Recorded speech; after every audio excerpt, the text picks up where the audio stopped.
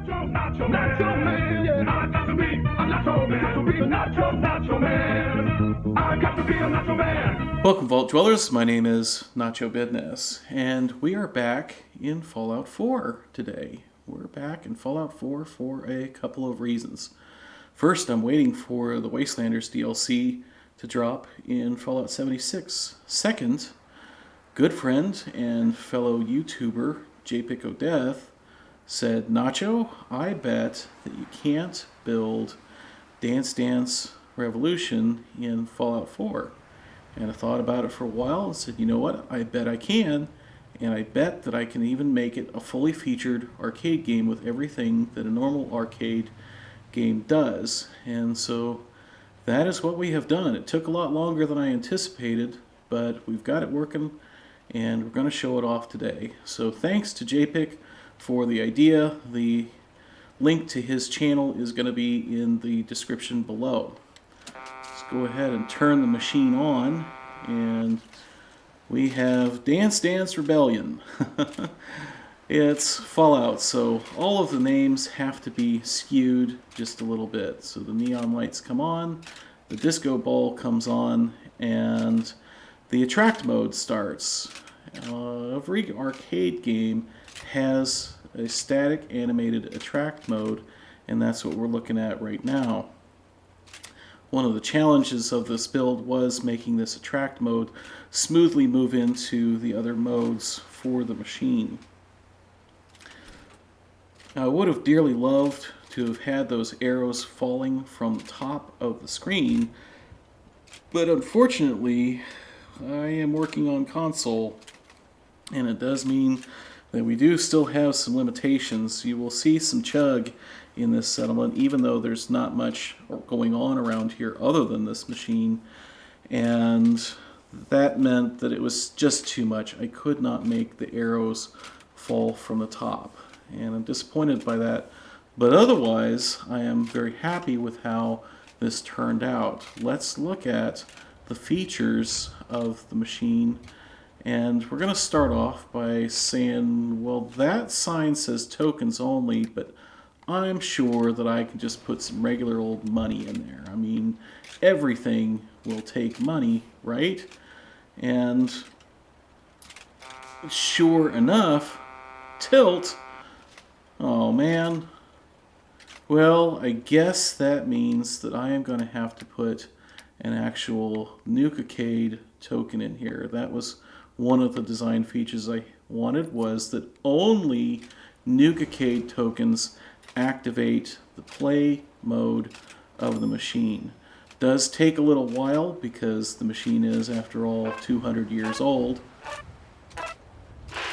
But here we go. We are playing the game, and I bet this game is easy. I bet that I can just stand on one of these pressure plates and get it. Those 10 points necessary to win those sweet, sweet tokens. And you can see every time the right-hand arrow shows up, why the green light activates, and the score increases by 1, and we are just that much closer to getting those awesome tokens that we're going to be able to use for... Wait. Oh man, I only got 5 points and I lose. Dang. Well, shoot, I guess maybe this game might be a little bit harder than I thought. I guess the other thing is that we're going to have to wait for this to cycle up to 0 points again. After all, if we started with anything other than 0 points, well, that would just be cheating. At the moment, it looks like the high score is 12, so we're going to have to do our very best in order to beat that high score. The game is challenging, in part because of the amount of chug at this particular settlement, which we are going to do a full tour of that at a later time, but for now we're just looking at the machine. The other thing is that makes this game challenging is that it is truly random. I can't predict before or during the game what the pattern of the arrows is going to be, and that makes the game just a little bit more difficult to play. The one thing that we do have going for us is that these pressure plates can be a little bit sticky, and that means that sometimes I will get awarded a point that I don't necessarily deserve because the plate was stuck down as opposed to me actually stomping on it when the appropriate arrow shows up on the screen. But there we go. We didn't get a high score, but we got enough to win. We got our 10 points. Awesome. And sure enough, those sweet, sweet tokens are shooting out of the pitching machine here. I would have really loved to have had these be Nuka-Cade tickets, but unfortunately, Nuka-Cade tickets can't be loaded into the pitching machine. I really thought that I had tested that before I went all the way through this build, and I distinctly remember losing some tickets from shooting them all over the place out of the pitching machine, but when I came back to try and load Nuka-Cade tickets in here after everything was done, couldn't load them in. I was very disappointed.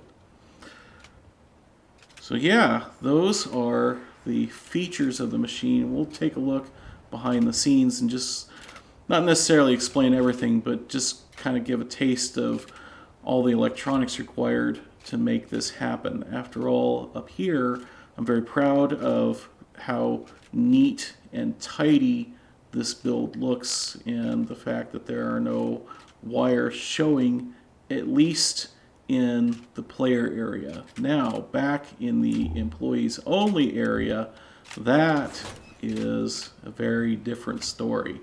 So let's just kind of take a look around at what's going on over here. Had to use some items out of Advanced Settlement Power called T flip-flops. That's what those array of 6 conduits are up there. All the logic gates are out of the base game because I like being able to have the visual indicators of what's going on. This circuitry in particular, the floor kind of covered up my note to myself here, but this is the win circuitry. It determines whether or not you got enough points, and if you did, it sounds the winner horn and activates the pitching machine. If you did not, it turns on the red lose light and resets the score.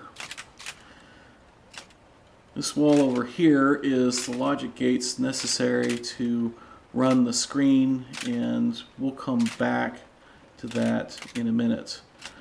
The way that I get my machine to only work off of the Nuka-Cade tokens is I used a conveyor system over here with a sorter that allows me to sort Nuka-Cade tokens into everything else. So all the Nuka-Cade tokens end up in this container, whereas everything else ends up over here. And kids will shove any damn thing in here. We've got broken light bulbs and concrete, a flippin' frag mine, you name it. But anything that is not a Nuka-Cade token ends up over here, and the owner of this particular place can come in here and clean this stuff out every once in a while. These speakers, I hope you were able to hear them during the game. There are some small musical tones. Of course, I could not actually program actual music into the game. That is beyond me because I have zero musical talent. These circuits over here are some timers and other things to run the animation of the game when it starts, the 3, 2, 1, go, and then basically cycle some stuff over there for the randomizer. Meanwhile, these circuits just repeat over and over again in order to run the attract animation. And this is the randomizer. Uses some random gates out of the Advanced Settlement Power mod and links them together in such a way that we can use 2 random gates to force 4 different random configurations, and it is truly random and not something that I can predict or anybody could predict during actual gameplay. And finally, over here we have our play mode.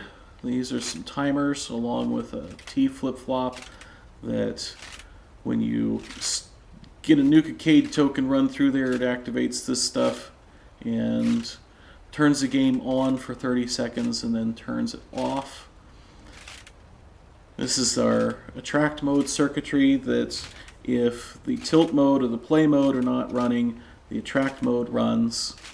And this is our little tilt logic gate. If you shove something through here that is not a Nuka-Cade token, it will activate this tripwire and turn on the red tilt light and the tilt horn. This stuff over here is just a bunch of stuff for lights, and we'll get into what those do during the main settlement tour. In the meantime, it was just a convenient place to shove even more electrical stuff. That screen is something that I am especially proud of, and if you're still here, I want to show you the forest of wiring that it took to make that happen. And I am going to show another video kind of detailing the special features of that screen, but suffice it to say, I am going to brag a little bit because there are things that I had to do for that screen that I have not seen on any other YouTube channel, and I literally looked for, I want to say, close to 2 hours searching YouTube to see if anybody else had done some of the things that I did, and I was not able to find it. So I think that this is something that is truly unique and not something that anybody else is doing. Certainly does take a lot of wires to make that screen happen. And I'm not going to be able to put that back, so I am going to have to load a save. However, that is the complete tour of Dance Dance Rebellion. JPEG, I certainly hope that this has met with your approval.